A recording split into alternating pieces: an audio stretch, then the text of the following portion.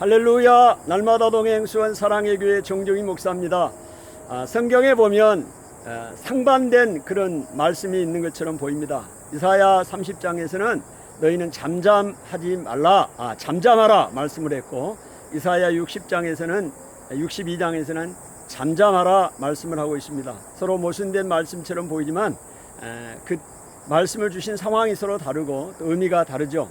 오늘 이사야 62장에서는 하나님께서 이스라엘 백성들을 위하여 잠잠하지 않고 계신다 말씀하시면서 너희들도 잠잠하지 말고 쉬지 말라 이렇게 말씀을 하고 있습니다.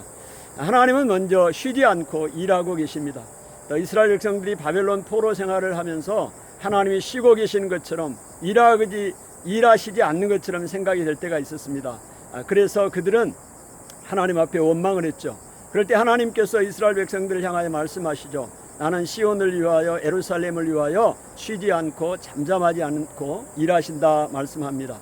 그러면서 너희들도 쉬지 말고 일하라 말씀합니다. 하나님은 우리를 위하여 쉬지 않고 일하시는 하나님이십니다. 때로는 우리 삶 가운데서도 하나님이 침묵하시는 것처럼 보일 때가 있습니다. 일하시지 않고 쉬고 계시는 것처럼 보일 때가 있는데, 그럴 때라도 하나님은 우리를 위하여 쉬지 않고 일하시는 하나님이신 것을 말씀하고 있습니다. 또한 하나님은 우리를 위하여 싸우시는 하나님입니다. 오늘 이사야 63장에서도 그 에돔과의 전쟁 가운데 하나님께서 그들을 대적하고 싸우시는 하나님이심을 말씀하고 있습니다. 성경의 역사 가운데도 하나님께서 이스라엘 백성들을 향하여 싸우시죠. 애굽 군대를 대항해 싸우시고, 또 그 아수르 군대를 18만 5천 명을 하나님이 싸우십니다. 또 사사기 8장에 보면 미디안의 연합군 13만 5천 명을 대적하여 싸우는 역사가 일어나게 되는 것을 보게 됩니다. 하나님께서는 지금도 우리를 위하여 싸우시고 역사하고 계신다는 것을 말씀하고 있죠. 이사야 49장 24절 25절에 보면 이스라엘 백성들이 하나님께 그렇게 이야기를 합니다. 용사에게 빼앗은 것을 어떻게 도로 찾겠으며 승리자가 빼앗은 것을 어떻게 우리가 뺏어올 수 있겠느냐, 이렇게 말하는 자들에게 이사야 49장 25절에 하나님은 이렇게 말씀하시죠. 용사에게 빼앗은 것을 도로 빼앗으며 두려운 자에게 빼앗긴 것을 다시 건져내시겠다고 말씀하시고, 이는 내가 너를 대적하는 자를 내가 대적하고 너를 구원하겠다 하나님께서 분명하게 약속하고 있습니다. 하나님은 우리를 위하여 싸우시는 하나님이십니다. 이번 주간에 하나님께서 저희들에게 또 그런 하나님의 은혜를 또 주셨습니다. 우리 교회 우리 정민 형제가 있는데, 이 정민 형제가 이제 LH 주택에 방을 신청을 했는데 탈락이 됐어요. 그럼에도 불구하고 하나님께서 일하고 계시고 쉬지 않으심을 믿고 기도하는 가운데 아주 좋은 방을 또 구할 수 있었습니다. 그리고 LH에 연락했더니 LH 그 청년 1순위 주택을 이제 오늘 당장 이제 신청한다는 얘기를 듣게 되었어요. 그래서 접수를 하게 됐고요. 또 이 하나님께서 이렇게 쉬지 않고 일하고 계시는 하나님을 보게 됐습니다. 그러면서 하나님은 그 용사의 포로를 다시 찾게 하시겠다. 두려운 자가 빼앗은 것을 다시 찾게 하시겠다는 하나님의 말씀을 우리가 기억하면서 우리 형제가 1,200만 원을 이 사기꾼들에게 빼앗겼습니다. 이 두려운 자들이죠. 하나님께서 이들에게 그 두려운 자들에게 빼앗긴 것을 하나님이 다시 빼앗아 주신다는 하나님의 약속의 말씀을 저희가 믿고 나가고 있습니다. 왜 하나님께서 이스라엘을 위하여 쉬지 않으시고 잠잠하지 않으신가, 이렇게 하나님은 말씀합니다. 그것은 이스라엘을 사랑하신다고 말씀합니다. 기뻐하신다고 말씀합니다.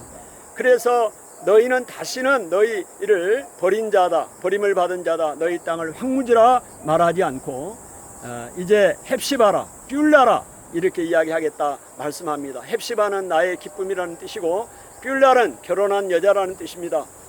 하나님의 기쁨이 우리입니다. 또 마치 그 신랑과 신부가 처녀 총각이 결혼하여 서로 사랑하고 너무 기뻐하는 것처럼 하나님과 우리가 그렇게 묶임을 당했고 또 묶인 관계가 되었고 그렇게 사랑하는 관계라는 것을 우리에게 말씀해 주고 있습니다.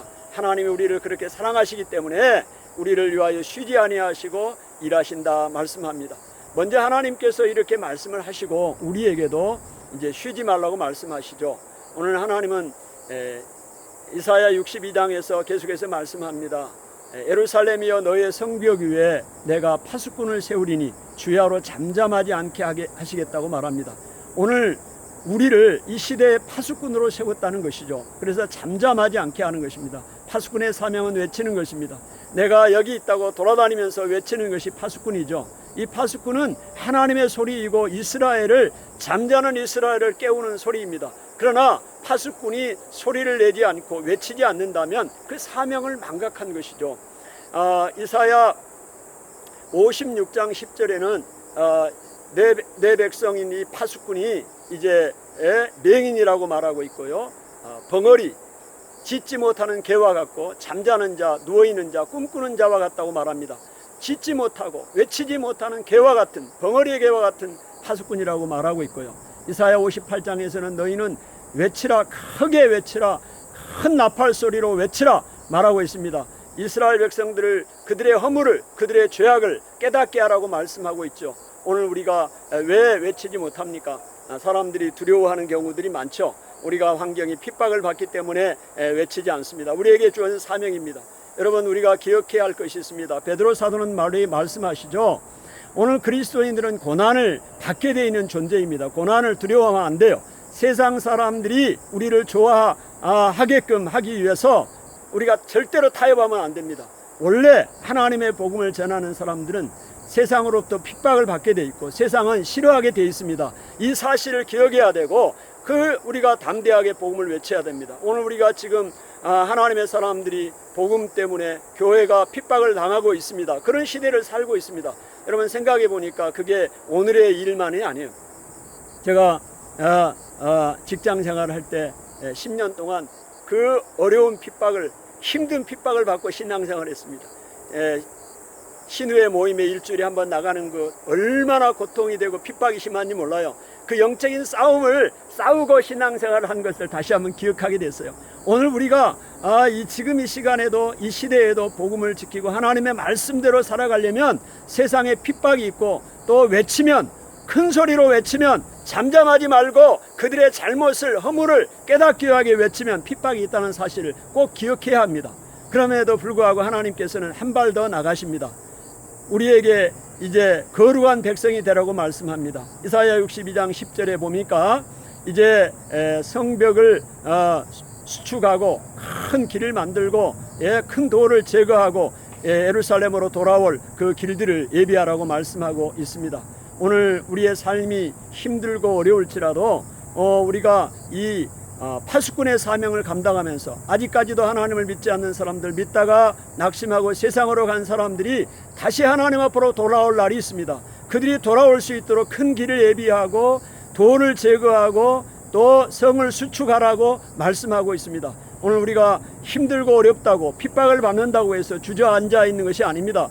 입만 내밀고 있는 것이 아닙니다. 오늘과 적극적으로 창조적으로 우리의 길을 개척하라고 말씀하고 있어요. 복음을 외치고 하나님의 사람으로 담대하게 파수꾼의 사명을 감당할 때 하나님의 영광이 드러나게 됩니다. 하나님은 우리에게 잠잠하지 말라고 말씀하고 쉬지 말라고 말씀합니다.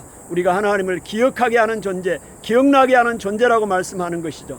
우리가 기도하고 외치고 하나님의 말씀을 주장하는 것은 어떤 의미에서 보면 하나님이 우리를 기억하게 하시고 하나님의 말씀을 다시 상기시키려는 것과 같습니다. 아멘. 오늘 다시 한번 우리에게 주신 말씀을 생각하고, 하나님은 지금도 쉬지 아니하고 잠잠하지 않으신 하나님이십니다. 동시에 우리에게 쉬지 말고 잠잠하지 말라고 말씀하십니다. 그리고 거룩한 백성으로 삶을 개척하라고 말씀합니다. 그런 은혜가 이 시대에 우리에게 있기를 축복합니다. 감사합니다.